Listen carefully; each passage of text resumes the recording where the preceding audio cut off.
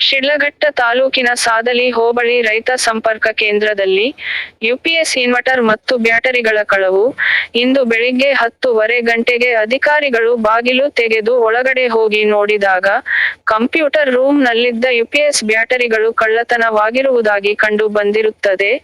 ಮಂಗಳವಾರ ರಾತ್ರಿ ಯಾರೋ ದುಷ್ಕರ್ಮಿಗಳು ರೈತ ಸಂಪರ್ಕ ಕೇಂದ್ರ ಕಚೇರಿಯ ಹಿಂಭಾಗದ ಕಿಟಕಿ ಮುರಿದು ದಾಸ್ತಾನು ರೂಮಿನ ಬಾಗಿಲ ಲಾಕ್ ಮತ್ತು ಕಂಪ್ಯೂಟರ್ ರೂಮ್ ಬೀಗ ಮುರಿದು ಸುಮಾರು 1 ಲಕ್ಷ ಬೆಲೆ ಬಾಳುವ ಯುಪಿಎಸ್ ಬ್ಯಾಟರಿಗಳು ಮತ್ತು ಇನ್ವರ್ಟರ್ ಗಳನ್ನು ದೋಚಿಕೊಂಡು ಹೋಗಿರುವ ಘಟನೆ ಕಂಡುಬಂದಿದೆ.